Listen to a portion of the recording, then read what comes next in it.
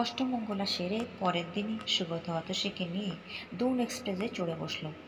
মুসৌরিতে এক সপ্তাহের জন্য থাকবে তারা। হানিমুন ডেস্টিনেশন বিয়ের আগে স্থির করা ছিল। বিয়ের দুদিন আগে আত্মীয় স্বজন ভাই বোনেরা সব এসে পড়েছিল। আইবুড়ো ভাতের দিন তো হাসি আড্ডা গানে জমে উঠেছিল আসর। সুগতও খুব খুশি ছিল। বিয়ে নিয়ে প্রথম থেকে যথেষ্ট খোঁজখেদানি ছিল তার, তবে বাবা ও কাকারা তার জন্য উপযুক্ত পাত্রীর সন্ধান করে এনেছিলেন। অতসীদেরও মধ্যবিত্ত পরিবার, আত্মীয় স্বজন, হই হুল্লোড় এসবের মধ্যেই বড় হয়েছে সে। পল সায়েন্সে এমএ করে বিএড করেছিল। সুগতর কোনো আপত্তি নেই যদি তার বউ স্কুলে চাকরি করে।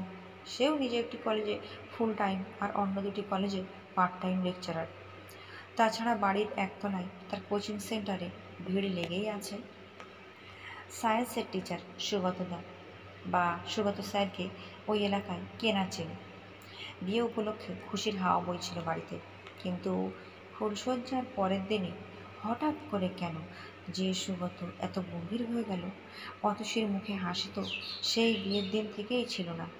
সুগতর মা মনোরমা ভেবেছিলেন যে মা বাপের একমাত্র মেয়ে, তাই হয়তো মনোকষ্ট ভুগছে, কিন্তু এখন কেমন যেন অন্যরকম ঠেকছে। ফুলশয্যার পরের দিন সকাল সকাল চায়ের কাপ হাতে ব্যালকনিতে দাঁড়িয়ে সুগত ব্যাগ ব্রাশ করা চুলের ভিতরে হাত চালাচ্ছিল অন্যমনস্কভাবে। মনোরমা ছেলের পিঠে হাত বুলিয়ে বললেন, হ্যাঁ রে, তুই কি বিয়েতে সুখী হসনি? কি যা তা বলছো মা, এখন এসব কথা না বললেই নয়।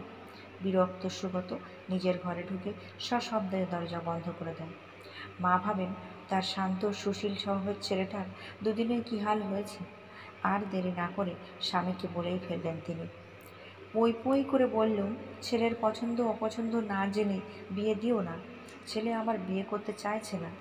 তাতে কি, অনেকে তো আজকাল দেরি করে বিয়ে করে।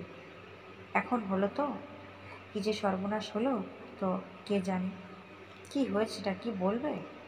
সকাল সকাল এত ভূমিকা করছো কেন? খুলে বলো দেখি। ছেলে আমার সুখী হয়নি, অতসীকে ওর পছন্দ হয়নি, ও কি এসব কথা বলেছে নাকি? ওকে মুখ ফুটে বলার ছেলে? অন্য ধারার মানুষ আমার সুগত। বুক ফাটবে তবু মুখ ফুটবে না। আমি দেখে বুঝেছি ওরা কাল রাতে আলাদা শুয়েছিল। ও এই ব্যাপার? হো হো করে হেসে ওঠেন শুভেন্দু। আর এই হানিমুন থেকে ফিরে এলে দেখবে সব ঠিক হয়ে গেছে। হলেই ভালো। আমার বাপু অত জ্বালা আর সয় না। মুসৌরিতে পৌঁছতে যথেষ্ট বেগ পেতে হলো। টাউনের অনেক আগেই গাড়ি থেকে নামতে বাধ্য হলো তারা। প্রচুর স্নোফল হয়েছে।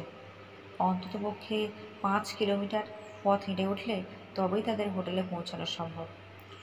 অতসী হিলতোলা জুতো পরেছিল। বরফের মধ্যে বারবার তার পা গেঁথে যাচ্ছিল। তার উপর দু পায়ের মোজা ভিজে সপসপে হয়ে গেল, আর হাঁটতে পারছিল না সে। সুগত তাকে জড়িয়ে ধরে নিয়ে গেল খানিকটা পথ, কিন্তু এবার অতসী হার মানল। আর পারছি না, আমি পারছি না, আমার পায়ে কোনো সাড় নেই, যন্ত্রণা হচ্ছে। সুগত ভয় পেয়ে গেল। এই রে, ফ্রস্ট বাইট হলো নাকি আবার। কোনো মতে একটা ঘোড়া ওয়ালকে ধরে এনে অতসীকে ঘোড়ার পিঠে চাপিয়ে দিয়ে বলল, স্টার্লিং রিসর্ট। খাদের ধার দিয়ে ঘোড়াটা যেভাবে যাচ্ছিল অতসীর বুক ঢিপ ঢিপ করতে থাকে। কোনো মতে পিছনে ফিরে দেখার চেষ্টা করে সুগতকে, তাকেও দেখতে পায় না। কিছুক্ষণ আগে তো ভারী জুতোর সঙ্গে বরফের চাইয়ের সংঘর্ষের শব্দ কানে আসছিল, কিন্তু এখন তো শুধুমাত্র ঘোড়ার খুরের শব্দ আর হিমেল ঠান্ডা বাতাসের সনসন শব্দ। তার উপর হাতগুলোও কেমন যেন অসাড় হয়ে আসছে। অতসীর চোখ বন্ধ হয়ে আসছিল। ঘোড়াওয়ালা কোলে করে তাকে হোটেলের লবিতে শুয়ে দেয়, রিসেপশনে।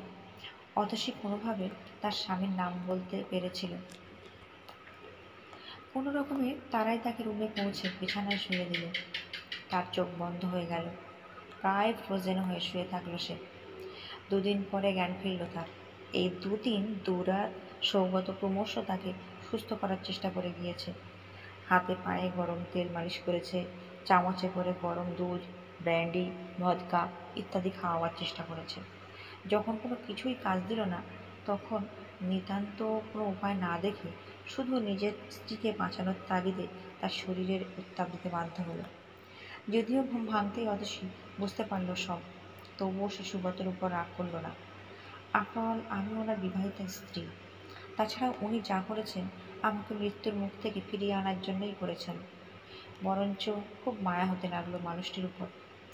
তবুও কী কারণে কে জানে সে ছেলে মানুষের মতো ডুকরে কেঁদে ওঠে।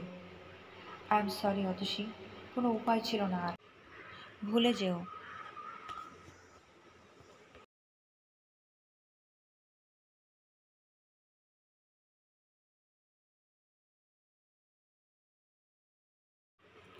পরের পর্ব দেখার জন্যে চ্যানেলটিকে অবশ্যই সাবস্ক্রাইব করে নিন। আর গল্পটিতে কীরকম হয়েছে লাইক দেবেন আর কমেন্ট করে জানাবেন। ধন্যবাদ।